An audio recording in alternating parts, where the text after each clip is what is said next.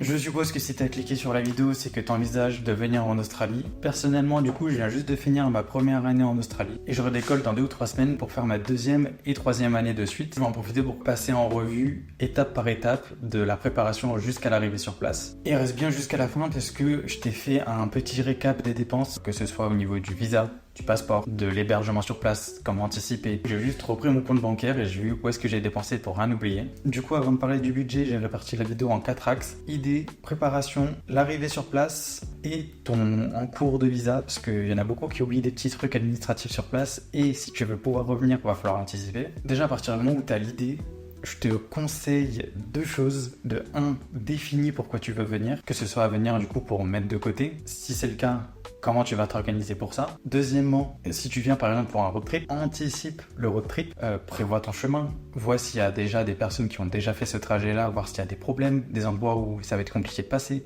etc. Genre, organise cette partie-là. Si tu viens dans un objectif de quitter définitivement la France, penche-toi déjà sur quel visa pour rester définitivement. D'ailleurs, si ça t'intéresse, j'ai prévu d'en faire une vidéo d'ici 2 semaines à partir du moment où celle-là est sortie. Donc, si ça t'intéresse de rester définitivement en Australie, pense à t'abonner et tu verras ça très prochainement. Et du coup, une fois que tu as défini le pourquoi tu viens, documente-toi. Tout est différent par rapport à ce que tu vas avoir sur les réseaux. De mon côté, j'essaye d'être le plus honnête et transparent possible pour retranscrire au mieux les points forts et les points faibles. Mais c'est pas le cas de tout le monde et il y en a beaucoup qui vont pas parler des galères qu'ils ont rencontrées, des problèmes perso qu'ils ont eu. Garde ça dans un coin de ta tête que ça sera forcément moins rose que ce qu'on vend sur les réseaux. D'ailleurs, du coup, tant que j'y pense, dans cette optique de documentation, moi j'ai déjà traité une grosse pelletée de sujets sur ma chaîne. Je dois avoir une 20aine de vidéos sur tous les sujets, le travail, le logement, tout. Va jeter un œil à quelques vidéos pour te faire un avis beaucoup plus large et pas tomber de haut une fois sur place. Mais du coup, partons du principe que ça y est, tu t'es fait ton idée, tu as vu les avantages, les inconvénients, les différences.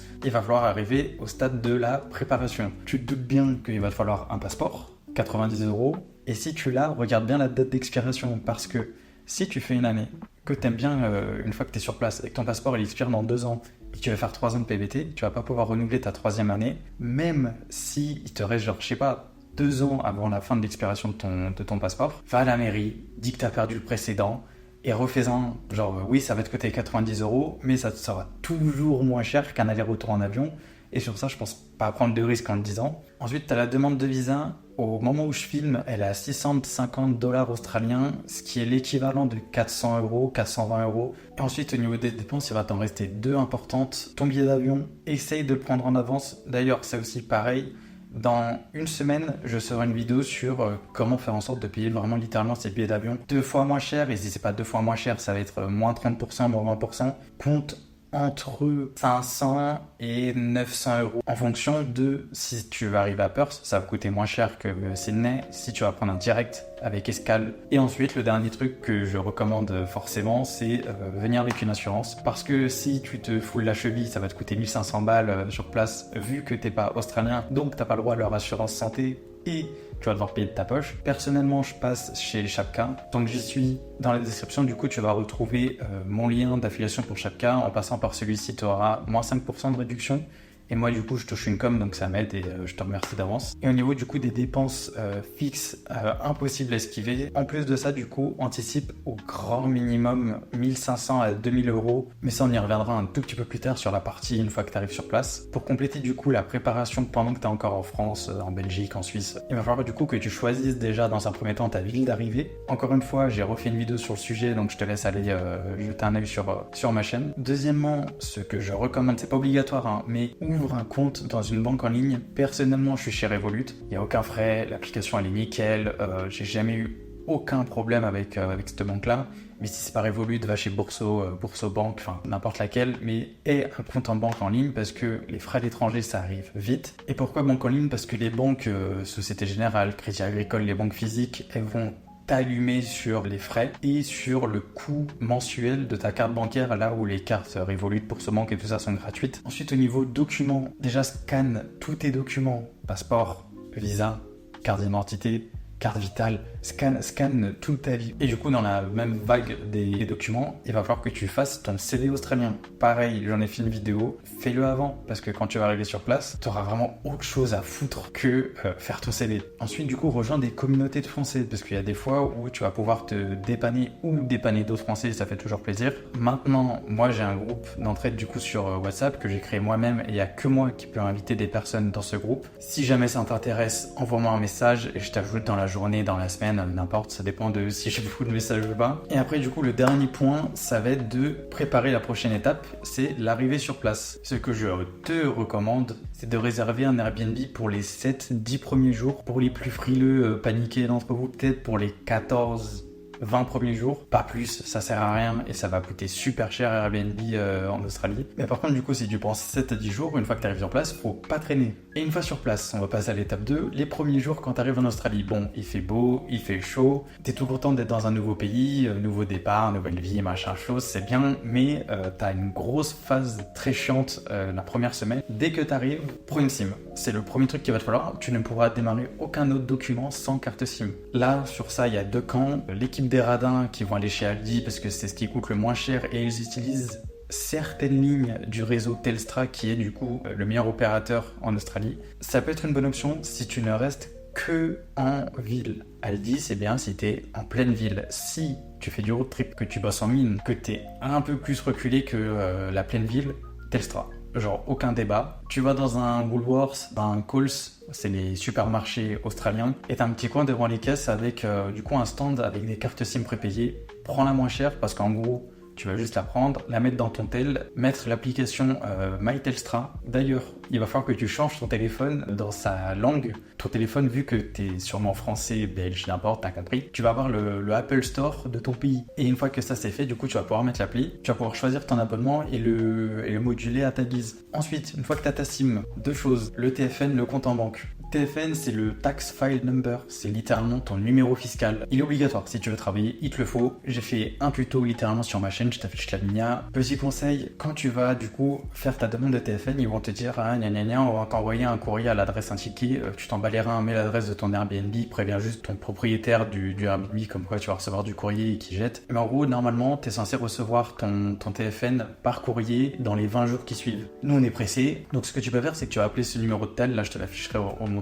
et tu vas les appeler, tu vas leur dire ouais, j'ai fait ma demande de TFN genre hier, t'appelles le lendemain, tu vois, pour pas passer pour un gros menteur, et tu dis ouais, bah j'ai postulé à des offres d'emploi et pour faire mon contrat de travail, mon employeur il a besoin de mon TFN. Est-ce que c'est possible de l'avoir au tel? Et ils vont te dire oui, genre ils disent oui à tout le monde, donc fais ça et récupère-le. Une fois que tu l'as, direction la banque, en gros il y en a deux grosses, c'est Westpac et Commonwealth. La seule diff entre les deux, c'est que Westpac, l'application elle est plus intuitive et elle ressemble plus à nos applications françaises, donc Westpac c'est très bien, il n'y a pas de frais. Pour ça, tu te rends dans l'agence la plus proche avec ton passeport. Des fois, ils vont te demander ton TFN, ça dépend, et une adresse. L'adresse, du coup, ça va être l'adresse pour t'expédier ta carte bancaire. Sur ça, du coup, ça va être dépendant de si tu as trouvé ton logement entre-temps ou pas. Si tu l'as pas trouvé et que ton propriétaire d'Airbnb, il est cool, machin, tu lui dis, bon, bah, j'ai fait livrer ma carte bancaire à ton adresse et que ça te dérange pas de m'envoyer un message, je passe à récupérer. Et dans le cas où tu tombes sur un casse-couille, bon bah attends une semaine de trouver ton logement et mets l'adresse de ton logement pour recevoir du coup ta carte bancaire. Ensuite, tant qu'à faire, fais ton ABN, ça c'est vraiment une petite parenthèse, ça ce n'est pas obligatoire, juste je te le recommande. Beaucoup de personnes venant en Australie vont tôt ou tard faire livreur Uber Eats, que ce soit pour quelques semaines ou quelques mois, parce que ça paye bien, c'est facile, c'est flexible. Et ça, du coup, ils vont te demander un ABN. L'ABN, pour te la faire courte, c'est l'équivalent de ton auto-entreprise en France. C'est un formulaire qui prend premier degré 4 à 5 minutes maximum à faire et tu auras un identifiant, un numéro et c'est tout. Basta. Ensuite, le logement. Cette partie-là, du coup, c'est très dépendant de la saison et de la ville dans laquelle tu arrives. Sydney, en janvier, c'est le bordel, il y a tout le monde qui arrive. Mais genre, par exemple, Sydney en hiver, donc juin, c'est désert, t'as le choix de tous les logements que tu veux. Bref, tout ça pour te dire que du coup, ça va être dépendant. Les 3 meilleures applications, c'est numéro 1, Flatmate. C'est une application de colocation. T'as vraiment beaucoup de choix et tout le monde est rapide dessus. Donc, ça veut dire que écris le nom de ta ville, mets ton budget, envoie un message à tout le monde et demande à faire une visite dès que possible. Dans la journée, tu vas peut-être avoir 4 ou 5 réponses et au fur et à mesure de la semaine, tu en auras d'autres. Programme les visites le plus vite possible. Et petit conseil, si tu arrives en haute saison, donc c'est-à-dire que dans ta ville il fait chaud et beau et qu'il y a beaucoup de monde, si un logement te plaît, prends-le le jour même, le lendemain ou le surlendemain si tu as un peu de chance, il n'est pas encore parti. Et après, 2 autres applis un peu moins bien, je trouve, que Flatmate pour trouver une coloc, c'est Gumtree, il y a quelques annonces, et les groupes communautaires, donc par exemple mon groupe WhatsApp ou les groupes Facebook. Il y a pas mal d'annonces de personnes du coup qui quittent leur logement. Ensuite du coup 2 petits trucs où là ça commence à devenir un petit peu de l'optionnel, ça va être ton permis de conduire et le passage de ticket. Un ticket, pour ceux qui ne savent pas, c'est une formation de quelques heures à quelques jours pour apprendre les règles de base d'un métier ou de sécurité sur des lieux de travail. Ça va t'être demandé si tu vas faire des tafs manuels, genre, je sais pas, de la construction, jardinier, travailler en mine, n'importe quoi. Et tu vas avoir du coup pas mal de tickets différents. Genre, si tu bosses sur les échafaudages, ça va être scaffolder. Et qu'est-ce que ces formations te permettent? Bah déjà de trouver ce taf en question, parce que pour certains métiers, il faudra passer certains tickets. Là, je te donne juste des infos en avance. Tu peux largement passer toute ton année à travailler sans aucun ticket. Au minimum, quand même, je te recommande de passer soit le RSA. En gros, c'est le droit de servir et d'utiliser de l'alcool si tu es serveur, barista, n'importe quoi. Et l'autre, ça va être la white card. C'est juste les règles de sécurité dans tes métiers manuels. Donc, c'est-à-dire que j'étais jardinier, moi, pour une grosse partie de ma première année. Et les 2 fois, on m'a demandé si j'avais la white card. Et permis de conduire, du coup, comme je te disais, ça va dépendre des États. L'Australie a des États, le NSW, le QLD, le WA, ils ont leurs propres lois en fonction des États. Et du coup, là, je vais parler du NSW parce que c'est là où j'ai été. L'année prochaine, je vais ailleurs, mais pour l'instant, du coup, je vais pas m'avancer. Dans le NSW, tu vas juste aller dans un NSW Center, c'est l'équivalent d'une mairie. Tu viens avec ton permis français, ton passeport, $60 et ta carte bancaire australienne. Et tu vas juste remplir un formulaire et le jour même, tu as ton passeport australien, genre un vrai passeport. Avec du coup tes points comme en France, tu vois, genre en France t'as 12 points, là-bas c'est 35 parce que bon, c'est pas pareil sur les amendes et tout, t'as compris, mais du coup t'auras un vrai permis australien, ce qui est mieux et ce qui est demandé souvent par les employeurs. Et après un tout dernier truc sur la partie administrative chiante de ton arrivée, et après on va parler d'autres choses un peu plus détentes, la superannuation. En gros, ce truc bizarre là, c'est ta cotisation retraite personnelle, parce qu'en Australie, les Australiens cotisent pour eux. Chaque employeur doit verser 11,5%, si je dis pas de conneries, de salaire en plus à son salarié dans son fonds de retraite. Je te conseille d'en ouvrir qu'une et de l'utiliser celle-là partout. Généralement, ton employeur, si tu l'as pas encore ouvert, il va te demander s'il veut qu'il l'ouvre pour toi. Moi, c'est ce que j'ai fait. Du coup, sur la partie premier jour sur place, ça va être tout. Une fois que tu as fait tous ces trucs chiants, il va juste falloir que tu t'occupes de trouver du taf. Sur ça, encore une fois, j'en ai fait une vidéo dédiée, donc je te laisse aller y jeter un œil. Et maintenant, on va passer sur 1 ou 2 points qu'il faut que tu fasses attention sur ton année de PVT. N'hésite pas à bouger de la ville dans laquelle tu es arrivé si ça se passe vraiment mal, que ce soit la recherche d'emploi, la recherche de logement et tout ça. Toutes les villes ne sont pas pareilles. Et l'Australie, petit rappel, c'est plus grand que l'Europe. Et après, ne bouge pas aussi tous les 4 matins parce que du coup, tu vas juste dépenser. Bref, c'était pas ça que je voulais dire, c'était pour les 88 jours. Pour renouveler ton visa chaque année, tu vas avoir un nombre de jours à faire dans une liste de métiers qui sont en pénurie dans certaines régions. Il faudra que tu fasses 88 jours dans ces fameux métiers que je viens de t'expliquer pendant ta première année. Si tu l'as fait, ils vont te donner un 2e visa. Et si pendant ton 2e visa, tu vas avoir une 3e année en plus, il faudra que ça soit 6 mois dans ces métiers-là. Tu vas devoir creuser un petit peu à droite, à gauche. Je te mettrai dans la description un lien où tu as une liste récapitulative, un petit checker de code postal. Mais n'oublie pas de les faire. Après, s'il y en a certains qui ne sont pas friands de cette option-là, je te laisse m'envoyer sur un message sur Insta. Je peux t'expliquer une petite technique. Et si certains pensent que j'ai oublié certains points, mettez-le en commentaire. Je referai monter les commentaires les plus pertinents et j'ajouterai dans le commentaire épinglé certains points. Et si tu as n'importe quelle question, écris-la moi en commentaire, je t'y réponds. C'est le seul réseau social où j'ai les notifications, donc tu peux être sûr que je la verrai passer. Au niveau des dépenses, de ce que je me suis noté là juste devant moi, avant départ, tu as passeport 90 €, visa 400 €, billet d'avion 500 à 1000 €, assurance 400, 420 €, plus au moins 1500 à 2000 € d'économie après dépenses. Parce que quand tu vas arriver, si tu trouves un taf au bout de 3 semaines, 4 semaines, 5 semaines, il va falloir payer les avances de caution, il va falloir payer ton loyer, tes courses, tes premières tenues de travail, ton premier forfait téléphone.